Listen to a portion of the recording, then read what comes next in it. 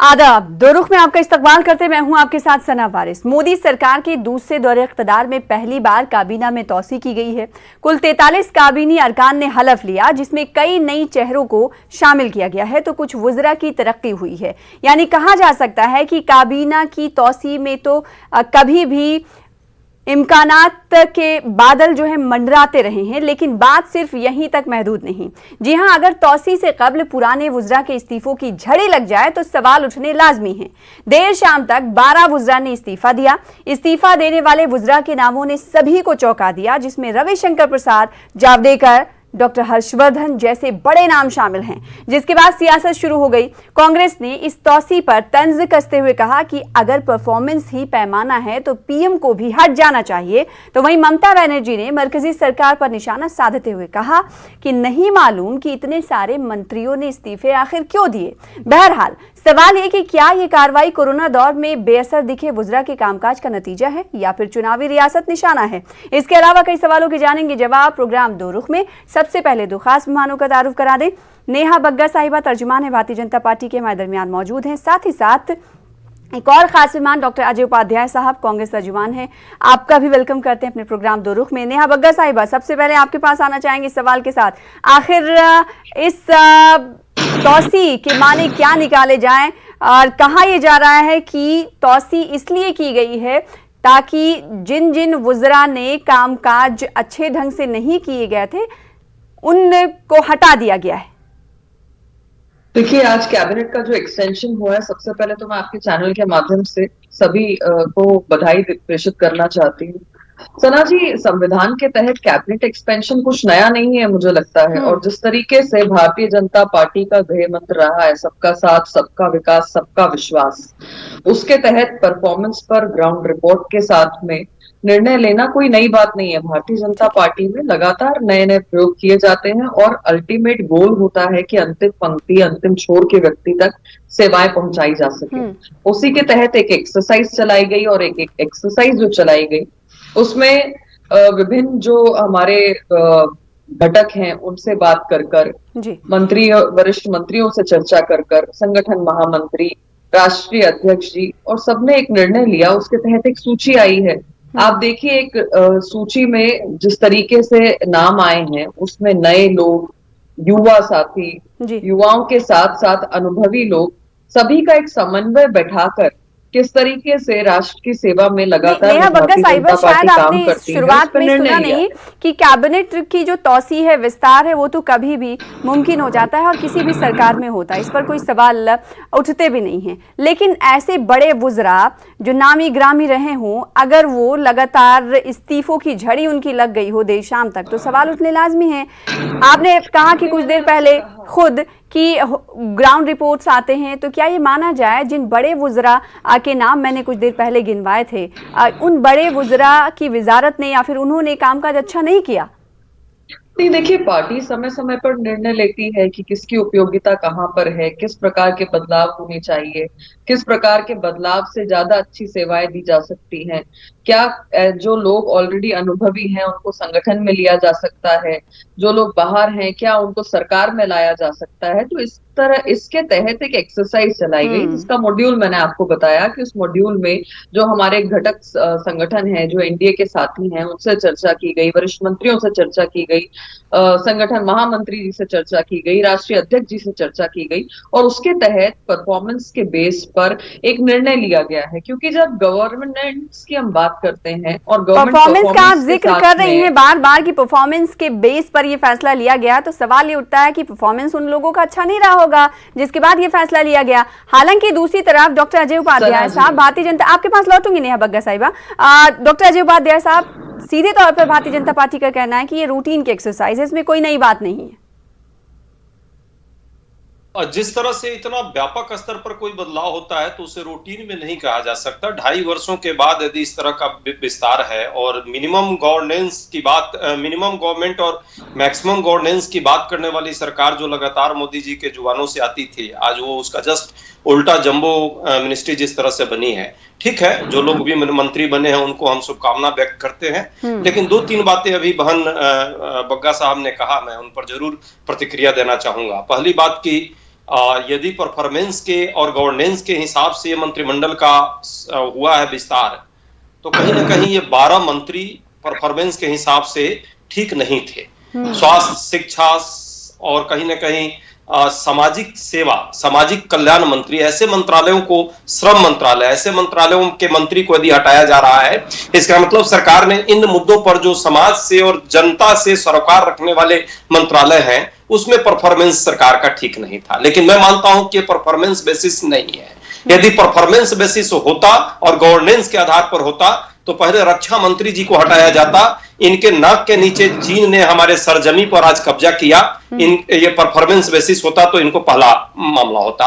दूसरा, पेट्रोलियम मंत्रालय जो जिनके पास है उनको हटाया जाता, क्योंकि 100 रुपए पेट्रोल पार, 95 रुपए डीजल का पार हो गया है और रसोई गैस 850 उसके ऊपर पार हो गया है और महंगाई के कारण लोग त्रस्त हैं। यदि परफॉर्मेंस और गवर्नेंस आधार होता तो वित्त मंत्री को सबसे पहले इस्तीफा लेना चाहिए था, जिनके कारण जो है अर्थव्यवस्था चौपट हो गई है और इस महामारी के दौर में लोग त्राहिमाम मचा हुआ है।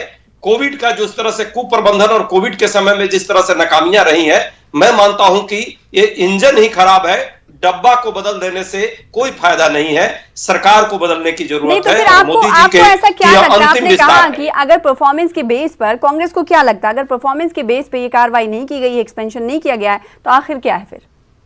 देखिए, ये सियासत और चुनाव का, सत्ता का भूख है और कुछ लोगों को जिनको पिछले कुछ महीनों में, वर्षों में जिस तरह से लालच देकर के मंत्रिपरिषद का लालच दिया गया था और उसके लिए उनको विचारधारा बदलने के लिए, पार्टी तोड़ने के लिए उनको लगाया गया था, कहीं ना कहीं उनको जो है ये जगह मिली है, पहली बात। दूसरी बात, नारायण राणे, उदाहरण के तौर पे मैं बोलता हूं, नारायण राणे जो महाराष्ट्र से हैं और जो मंत्री बने हैं, मोदी जी जब प्रचार प्रसार में जाते थे उनको भ्रष्टतम व्यक्ति कहते थे। आज वो भ्रष्टतम व्यक्ति मोदी जी का मंत्रिमंडल का सर्वोच्च, पहला मंत्रिमंडल में शपथ लेने वाला व्यक्ति रहा। दूसरी बात, सिंधिया जी के लिए लगातार चुनाव में मोदी जी ने कहा है कि ये तो राजा हैं, महाराजा, माने सामंती सोच का प्रतीक है, ये व्यंग होता था मोदी जी का। आज वो भी चौथे नंबर पर मंत्रिमंडल में शपथ लिए है। तीसरी, 7वें नंबर पर एक मंत्री ने शपथ लिया है जो उन्हीं के सहयोगी दल का एक जो अध्यक्ष है लोक जनशक्ति पार्टी का, वो कह रहा है कि मुझे कोर्ट जाना पड़ेगा यदि लोक जनशक्ति के नाम पे आपने इस तरह से तोड़फोड़ की है। तो मेरा मानना है कि ये कहीं ना कहीं अपने राजनीतिक जो जनाधार खत्म हो रही है भाजपा की और मोदी जी से जो लोगों का वो सीधे तौर पर चुनावी रियासत निशाना है दरअसल इस कैबिनेट विस्तार का। साथ ही नेहा बग्गा साहिबा, आपने कुछ देर पहले सुना कि डॉक्टर अजय उपाध्याय कह रहे हैं कि रेल की बोगियों को या उनके डब्बों को बदलने से रेल की सूरत हाल बदल नहीं जाती। देखिए सना जी, जब गवर्नमेंट रिप्रेजेंटेशन की बात होती है तो सभी मायनों को सब तरफ देखने के बाद बैलेंस करके जो रिजल्ट निकल कर आता है उससे इस प्रकार के निर्णय लिए जाते हैं। अब जिस तरीके से अजय जी कह रहे थे, मैं उनका बहुत सम्मान करती हूँ, पर आप, हम और पूरा देश जानता है कि चीन ने जब कब्जा सर्वाधिक किया तो किसकी सरकार थी और क्या निर्णय लिए। उसके बाद आप याद करिए कि जब से मोदी सरकार आई है तो डीबीटी के माध्यम से जो पैसा लगातार लोगों तक पहुंचना चालू हो गया बिना घोटाले के। इनको दर्द होता है क्योंकि राजीव गांधी कहते थे 1 रुपए भेजता हूं और 30, 35, 40 पैसे पहुंचते हैं। अब ये बात करते हैं कोविड प्रबंधन की, तो कोविड में आप मुझे बता दीजिए, आपको राहुल गांधी या कांग्रेस पार्टी का कोई भी नेता सड़कों पर या कहीं पर व्यवस्थाओं में दिखा क्या आपको? अगर दिखाई दिया तो वैक्सीन हेजिटेंसी को प्रमोट करते हुए, अगर दिखाई दिया तो पंजाब में वैक्सीन को बेचते हुए, जो मुफ्त में ले ली केंद्र से और आपने बेचना चालू कर दिया। और मनमोहन सिंह जी की अगर आप सरकार को याद करेंगी तो कांग्रेस सरकार ने एक ऐसा प्रधानमंत्री देश को दिया जो रोबोटिक था, जिनके पास अपने निर्णय लेने की कोई क्षमता नहीं थी। अगर कैबिनेट विस्तार की बात आती तो उन्हें फाइल लेकर मैडम के पास और मैडम के पुत्र के चक्कर काटने पड़ते, क्योंकि निर्णय लेने की ना क्षमता थी और ना ही उनके पास वो स्वतंत्रता थी। आज जिस प्रकार से लगातार मोदी जी ने परफॉर्मेंस बेस के तहत किसी भी प्रकार का निर्णय लिया हो, चाहे वो देश के लिए हो, चाहे कैबिनेट के लिए विस्तार के लिए हो, इसका मतलब ये है कि जिन वज़रा ने इस्तीफा दिया, नेहा बग्गा साहिबा, उनकी परफॉर्मेंस अच्छी नहीं थी, तो आप कबूल क्यों नहीं कर रही? आप बार बार कह रही ना परफॉर्मेंस बेस पर ये फैसला लिया गया। मैंने आपसे कहा कि इसका मतलब है ना कि कोरोना की दूसरी लहर में सबने बैठ के निर्णय लिया कि आने वाले समय को देखते हुए किस प्रकार से जनता के साथ हमें पहुंचना है, किस प्रकार से हमें तुरंत डिलीवरी देनी है, किस प्रकार से हमें सबके साथ सबका विकास, सबका विश्वास विश्वास को आगे बढ़ाना है, उस पर निर्णय लिए गए हैं। आप मुझे बताइए, क्या मनमोहन सिंह जी की सरकार में इतनी क्षमता या इतनी ताकत थी जिस प्रकार से ए से लेकर जेड अभी आपकी सरकार में तौसी हुई है, अभी आपसे सवाल करेंगे ना नेहा बग्गा जी, का भ्रष्टाचार था। अभी भारतीय जनता पार्टी ने तौसी की, इतने बड़े पैमाने पर तौसी की, तो सवाल तो आपसे होंगे ना। अभी कांग्रेस की सरकार नहीं है ना। क्यों नहीं होने चाहिए? नहीं, अभी कांग्रेस की सरकार नहीं, अभी हाल फिलहाल में आपकी सरकार ने तौसी की है, तो सवाल ये उठता है जिसका बेस आप बना रही हैं कि परफॉर्मेंस की वजह से ये तौसी की गई है, तो सवाल ये उठता है कि फिर उन वज़रा ने कामकाज अच्छे से नहीं किया फिर जिन्होंने इस्तीफा दिया। मैं तो सिंपल सा सवाल है नेहा बग्गा जी, सिंपल सा जवाब है कि नए अनुभवी चेहरों को स्थान मिलना आवश्यक है।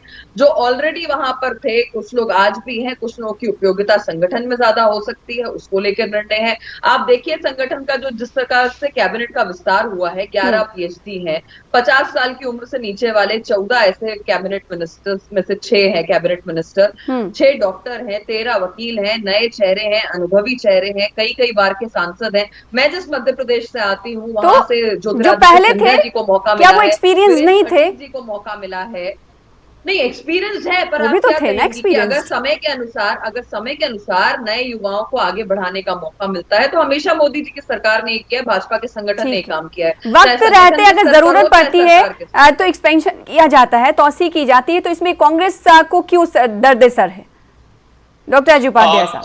कोई दर्द नहीं है। सरकार का ये प्रेरोगेटिव प्रधानमंत्री जी का होता है कैबिनेट का विस्तार करना, इसलिए उन्होंने जो भी किया है, लेकिन निश्चित तौर पे उसका किस आलोक में है और उसकी क्या सच्चाई है, जनता के सामने इस बात को तो रखा ही जाएगा।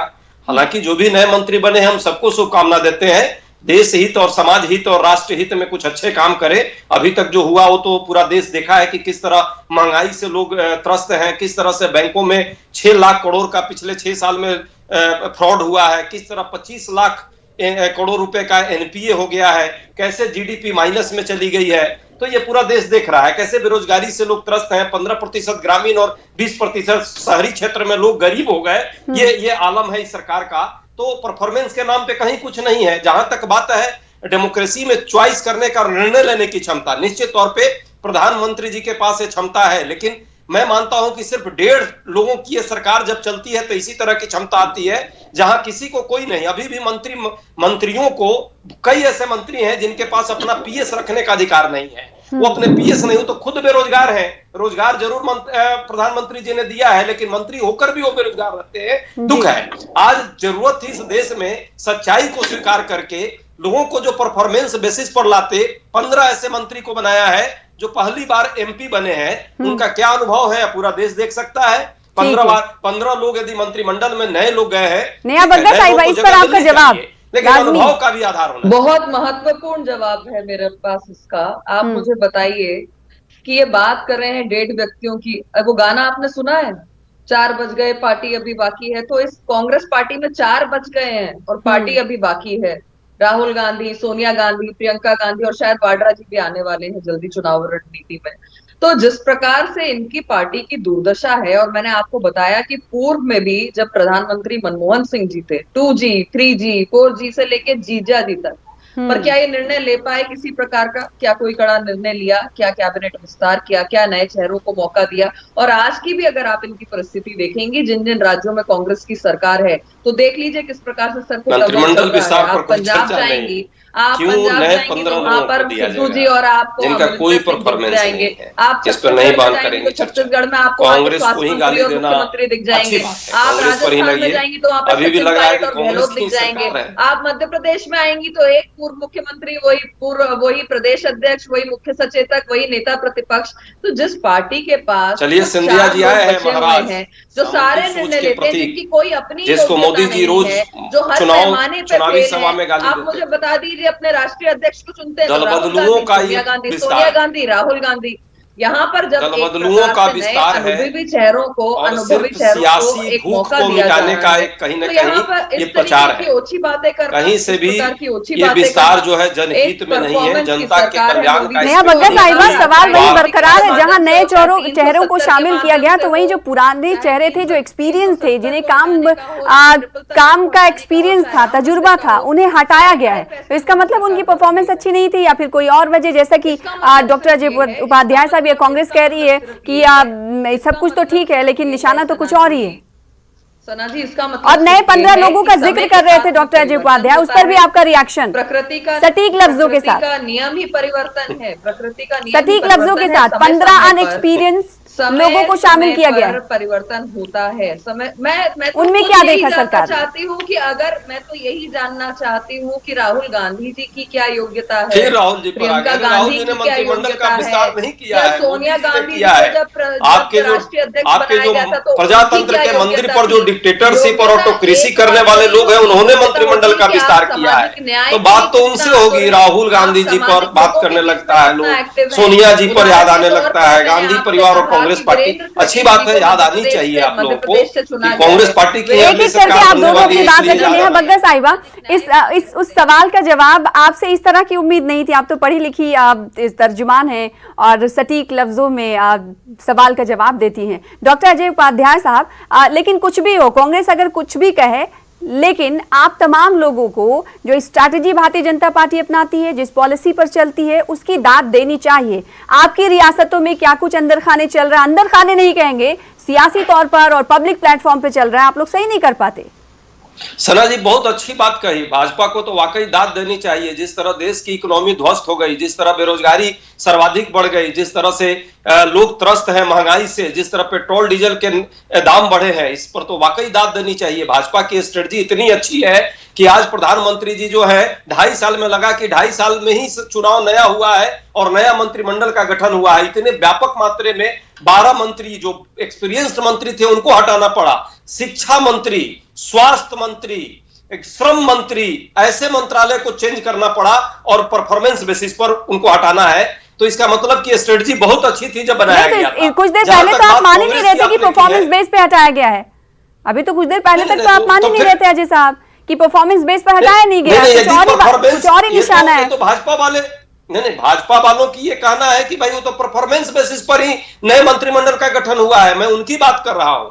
और जो परफॉर्मेंस की बात आती तो कई लोग उसमें प्रधानमंत्री जी खुद अनपरफॉर्मिंग हो गए हैं। जिस तरह से इकोनॉमी देश की खत्म कर दी, बेरोजगारी बढ़ा दी, लोगों के विकास के रास्ते बंद कर दिए, इतने लाखों लोग कोविड कुप्रबंधन में मारे गए, शहीद हो गए, इसके लिए प्रधानमंत्री जी डायरेक्ट जिम्मेवार हैं। और कोरोना का लहर लाए, वैक्सीनेशन के मामले में जिस तरह लगातार कोई रोड मैप नहीं है, सुप्रीम कोर्ट, हाई कोर्ट, सभी दल के लोग जो है विशेषज्ञ तक राय देते रहे लेकिन किसी की कोई राय मानी नहीं गई। तो कहीं ना कहीं एक कुप्रबंधन तो रहा है। तो इस मामले में तो जो इंजन है रेल का उसको हटाना चाहिए, लेकिन अपनी नाकामयाबियों को छुपाने के लिए वो कहीं ना कहीं अपने मंत्रिमंडल में ये नया है कि ये भी एक तरह से हेडलाइन मैनेजमेंट था और होना कुछ नहीं है, सिर्फ सियासत है और सत्ता के भूख का विस्तार है। ये मंत्रिमंडल में कहीं कोई आम जनमानस की भावनाओं का कहीं भी संतुलन और कहीं भी उनका ख्याल नहीं रखा गया है। भले भारतीय जनता पार्टी परफॉर्मेंस के बेस पर लिया गया फैसला मान रही हो, लेकिन कांग्रेस इसे परफॉर्मेंस के बेस पर लिया हुआ फैसला नहीं मान रही है।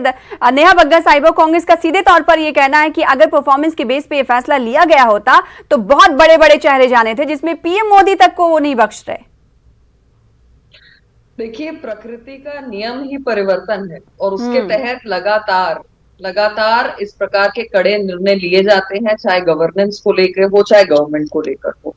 और जिस तरीके से मोदी सरकार ने हमेशा से पिछले 7 सालों में जो फैसले लिए वो हम सबके सामने हैं और ये एकजुट, एक टीम वन स्पिरिट का ही नतीजा है कि चाहे 370 हो, चाहे ट्रिपल तलाक हो, और इस प्रकार के जो निर्णय लिए गए हैं जो कांग्रेस आज 70 सालों में नहीं ले पाई थी, श्री राम मंदिर का जो भव्य निर्माण हो रहा है, ये सबके सामने है। सना जी देखिए, जब ये बार बार कोविड पर राजनीति करते हैं तो मुझे फिर याद आता है महाराष्ट्र, मुझे फिर याद आता है पंजाब, जहां पर सर्वाधिक जो डेथ रेट्स रहे हैं। जब ये वैक्सीन की बात करते हैं तो मुझे याद आता है कि क्यों राजस्थान के मुख्यमंत्री, क्यों पंजाब के मुख्यमंत्री, क्यों छत्तीसगढ़ के मुख्यमंत्री ने अपने ही वैज्ञानिकों को द्वारा जो बनाई गई वैक्सीन है कोवैक्सीन, उसको नकारने का काम किया, उसको 2 महीने तक लटकाने का काम किया और वैक्सीन की वेस्टेज की। मुझे याद आता है कि पंजाब में जो इनकी सरकार चल रही है वहां पर अमरिंदर सिंह ने मुफ्त में केंद्र से वैक्सीन ले ली और प्राइवेट अस्पताल में उसको बेचने का काम किया, वैक्सीन में भी भ्रष्टाचार, घोटाला कर दिया। जब ये पेट्रोल की बात करते हैं तो मुझे याद आता है कि सरकार से जाने से 6 महीने पहले इन्होंने 1,40,000 करोड़ का कर्ज लिया था, जो 2026 तक के भारतीय जनता पार्टी की केंद्र की सरकार भरती रहेगी, जिसका ब्याज 9,500 करोड़ से चालू हुआ था और 40,000 करोड़ तक प्रतिवर्ष उसका जाता है। जब ये बात करते हैं पेट्रोल डीजल की, तो मुझे याद आता है कि राजस्थान का जो वहां पर है, बात करते हैं तो मुझे याद आता है, जब इन्फ्लेशन की बात करते हैं तो मुझे याद आता है कि जब हमारे पास नहीं सुनेंगी वो उस समय पुराना ही याद करेंगी। भूत में ज्यादा इन लोगों को भरोसा है, वर्तमान और भविष्य पर तो इनको कोई चिंता नहीं है कि देश के आम जनमानस का भविष्य किस तरह से त्राहिमाम हो गया है, त्रस्त हो गया है, और ये लोग मस्त है सिर्फ अपना सत्ता और सियासत। मैं पुनः एक बार जवाब देना चाहूंगा। मात्र 7 सालों में 35,000 करोड़ रुपए जिस लोन की बात करती है वो दी गई है, और 23.5 लाख करोड़ रुपए, तो उतना माइनस कर दे तो अभी भी 23,65,000 करोड़ रुपए कम से कम लोगों के जेब से जो वसूले गए हैं उसको जरा ध्यान दे लेती। 1,40,35,000 करोड़ रुपए का यदि वो बॉन्ड है जो 26 तक देना है, एक साल में इन्होंने 4.5 लाख करोड़ रुपए सिर्फ एक साल में लोगों के जेब से लूट मचाई है पेट्रोल और डीजल को लेकर। क्या डिफरेंस है? क्या ये कांग्रेस कहकर गई थी कि आप इतना लूटेंगे लोगों का? जहां तक बात आपने कोविड को प्रबंधन का किया है, ये तो मैं नहीं कह रहा हूं, कोर्ट भी झूठ बोल रहा था। जब सुप्रीम कोर्ट ने कहा, प्रधानमंत्री जी को फटकार लगाई, पूरे सरकार को फटकार लगाई और कहा कि आप रोड मैप दीजिए, कब तक आप वैक्सीन लाएंगे, क्योंकि झूठ तो आप लगातार बोलते रहते थे। 2 करोड़ प्रतिवर्ष नौकरी, फिर करते थे विकास के लिए स्मार्ट सिटी, बुलेट ट्रेन, जब इतने लोगों की जान गई। कैबिनेट विस्तार से, कैबिनेट की तौसी से आम लोगों को क्या हासिल होगा? आखिरी सवाल। निश्चित ही सना जी, जो हमारी सोच है, भारतीय जनता पार्टी जिस तरीके से अंतिम पंक्ति के अंतिम व्यक्ति तक पहुंचना चाहती है, जो सरकार की योजनाएं हैं वो तत्काल पहुंचे, समय पे पहुंचे, और जिस प्रकार से गवर्नेंस का एक हमने सपना देखा है कि सिस्टमैटिक तरीके से जो रिप्रेजेंटेशन होना चाहिए, इसके तहत जो नए लोग हैं, जो अनुभवी लोग हैं, उनका समन्वय करके कैबिनेट का विस्तार किया गया है, और आने वाले समय में भी जो देश के विकास के लिए काम किया जा सकता है उस पर पूरा फोकस रहने वाला है। ठीक है, अजय उपाध्याय साहब, आपको क्या उम्मीद है? लगता है कि इस एक्सपेंशन का फायदा लोगों को मिलेगा? देखिए, मोह भंग हो चुका है जनता का, मोदी जी को ये पता है, और मोदी जी ने जो है अपने नकारापन को छुपाने के लिए 12 मंत्रियों को बलि का बकरा बनाने का प्रयास किया, जबकि अभी भी जो सच्चाई है, देश में बेरोजगारी बढ़ रही है, रोजगार लोगों को नहीं है, महंगाई बढ़ी हुई है, और जो स्वास्थ्य का और शिक्षा का जो मामला है पूरी तरह से ध्वस्त पड़ा हुआ है। यदि ईमानदारी से प्रयास करना होता तो सरकार प्रयास करती।